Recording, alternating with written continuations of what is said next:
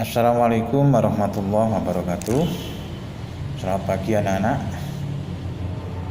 Syukur alhamdulillah pada pagi hari ini kita dapat melaksanakan KBM daring ya. Semoga ada manfaatnya, ada tambahan ilmu pengetahuan. Yang tidak kalah pentingnya, anak-anak semoga dalam keadaan sehat, bahagia ya, gembira ya, sehingga di dalam menerima tugas-tugas itu jadi senang ya, maka hasilnya akan memuaskan. Nah, pagi hari ini mata pelajaran PKN masuk di bab ketiga, yaitu pengaruh kemajuan ilmu pengetahuan dan teknologi bagi negara Kesatuan Republik Indonesia. Nah, anak-anak, kemajuan iptek ini di dalam bab ini itu ada dua subbab ya, atau bagian bab kecil, yaitu yang pertama mengidentifikasi pengaruh iptek terhadap negara Kesatuan Republik Indonesia. Yang kedua, membangun sikap positif selektif terhadap kemajuan ilmu pengetahuan dan teknologi. Nah, yang kedua ini tentu saja bagi diri kita, bagi masyarakat, bagi bangsa ya. Selanjutnya anak-anak, saya jelaskan, yaitu pengaruh positif iptek bagi kehidupan bermasyarakat, berbangsa dan bernegara. Nah, pengaruh positif ini meliputi 4 aspek, yaitu yang pertama aspek politik, aspek ekonomi, aspek sosial budaya, dan yang keempat aspek hukum, pertahanan dan keamanan. Nah, karena terbatasnya waktu ya dan terbatasnya kuota ya, maka Pak Makin ingin menjelaskan pengaruh positif dulu. Pengaruh positif iptek bagi kehidupan bermasyarakat, berbangsa dan bernegara, yang meliputi 4 aspek tadi. Aspek pertama, aspek politik ya. Apa pengaruh positifnya terhadap kehidupan bermasyarakat, berbangsa dan bernegara? Yaitu satu, adanya keterbukaan atau transparansi ya bagi penyelenggaraan pemerintahan. Pemerintahan mulai dari level terendah sampai level tinggi, pemerintahan level desa sampai pemerintahan level negara. Itu ada transparansi, terbukaan, terutama soal penggunaan anggaran ya, dan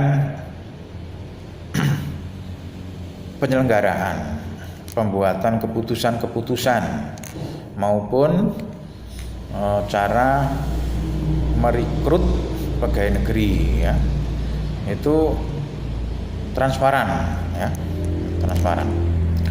Nah, kalau transparan anak-anak itu menghindari adanya KKN, korupsi, kolusi dan nepotisme ya.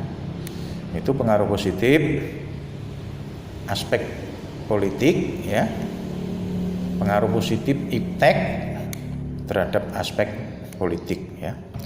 Yang kedua, pemerintah semakin demokratis ya. Jadi dalam membuat keputusan, peraturan, tentu saja pemerintah menggali aspirasi masyarakat melalui DPR ya.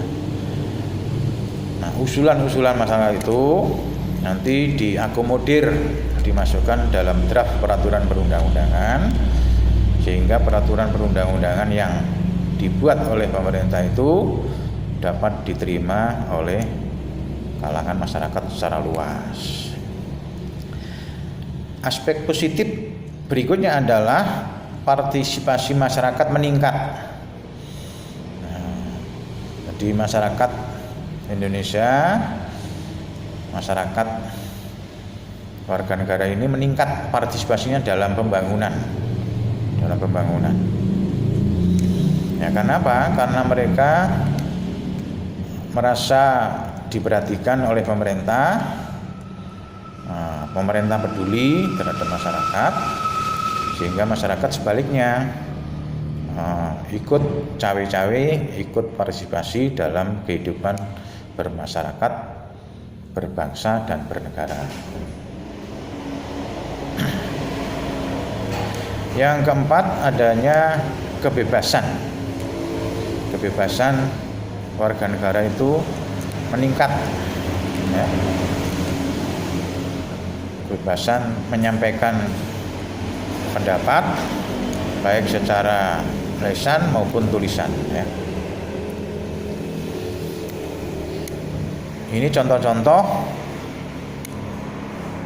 pengaruh positif kemajuan iptek terhadap aspek politik, ya, aspek politik.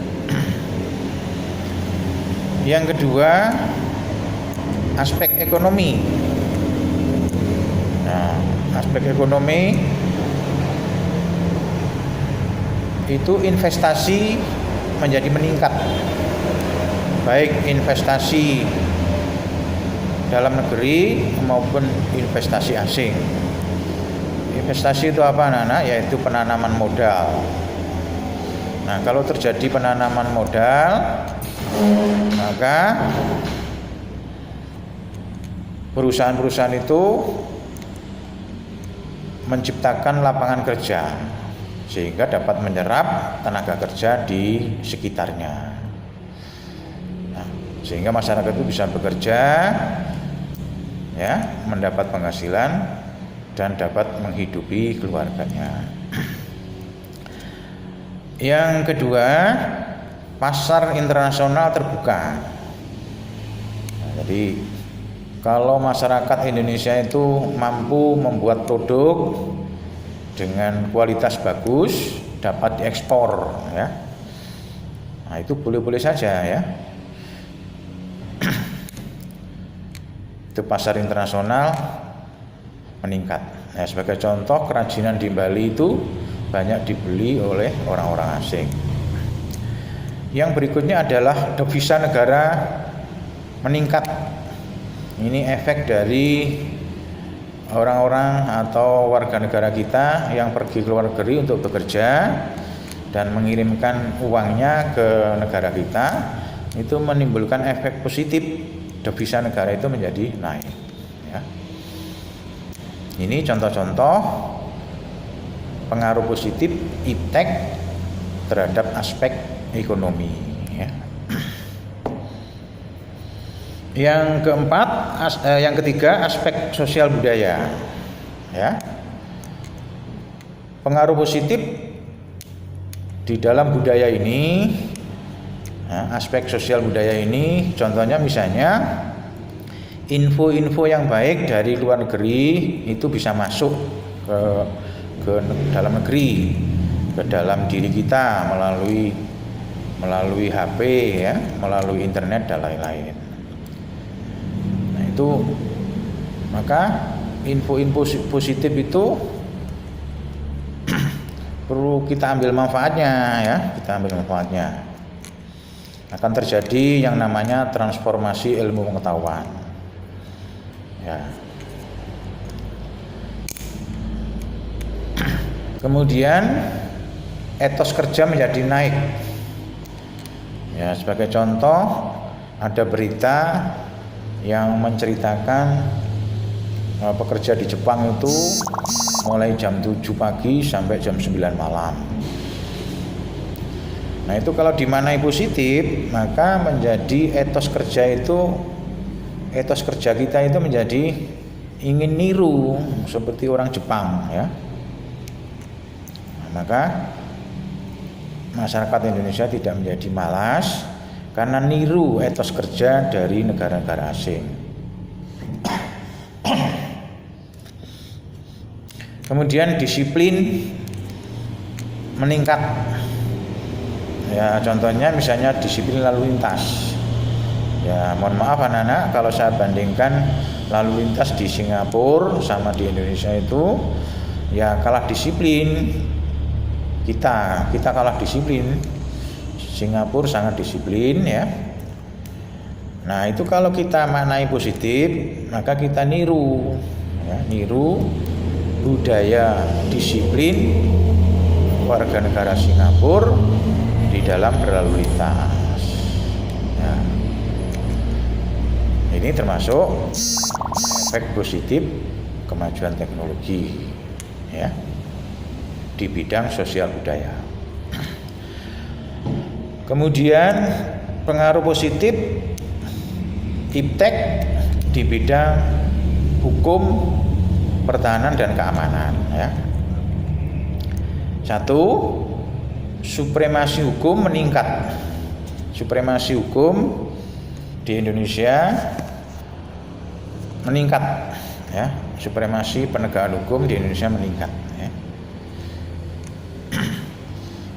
Ya, sebagai contoh, di satu negara tertentu menerapkan hukum denda bagi pelanggar hukum. Kemudian ada suatu negara membuat keputusan hukuman mati. Itu di Indonesia bisa ditiru minimal efek positif dari penegakan hukum di negara-negara yang sudah bagus itu dapat dicontoh ya. Yang kedua, pembuatan peraturan perundang-undangan itu pemerintah mendengarkan aspirasi masyarakat melalui DPR. Ya, walaupun sekarang ada undang-undang cilaka UU Cipta Kerja yang rame di demo oleh para buruh, yaitu salah satu kasus bahwa mungkin pemerintah belum atau kurang memperhatikan aspirasi masyarakat, sehingga ada lapisan masyarakat terutama buruh untuk menolak undang-undang tersebut. Nah, posisi saat ini oleh pemerintah diperhatikan usulan-usulan itu dan akan direvisi di pasal-pasal yang dianggap merugikan masyarakat tersebut. Kemudian yang ketiga, penegak hukum, dalam hal ini polisi, jaksa, hakim, advokat, itu meningkat profesionalismenya ya. Jadi lebih profesional,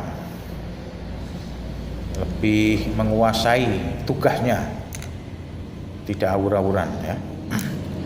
Itu penegak hukum. Tetapi ada juga oknum yang di dalam menjalankan tugasnya itu awur-awuran juga ada. Tapi secara umum para penegak hukum di Indonesia itu adanya kemajuan iptek ini menjadi lebih profesional. Yang keempat, supremasi sipil meningkat. Nah, itu ya. Jadi apa ya? Sipil kita ini semuanya ya, itu diperhatikan oleh pemerintah. Nah, makanya usulan-usulan kita kalau ada pembuatan peraturan perundang-undangan itu kita usulkan, kita sampaikan aspirasi kita itu melalui DPR. Nah, itu diperhatikan oleh pemerintah. Nah, makanya anak-anak, supremasi sipil itu salah satu contoh kelompok-kelompok LSM itu bisa menekan kebijakan pemerintah yang tidak berpihak kepada masyarakat. Itu artinya apa? Artinya sipil, masyarakat sipil itu diperhatikan oleh pemerintah. Nah, itu anak-anak contoh-contoh pengaruh positif kemajuan iptek terhadap kehidupan bermasyarakat, berbangsa, dan bernegara. Nah, semoga video yang kurang teratur ini bisa anak-anak pahami, dan kalau kurang jelas nanti ditanyakan pada KPM Luring ya. Insya Allah minggu depan Bu Rika selaku kepala sekolah dan mengambil kebijakan untuk pembelajaran luring ya. Kurang lebihnya mohon maaf. Saya akhiri. Assalamualaikum warahmatullahi wabarakatuh.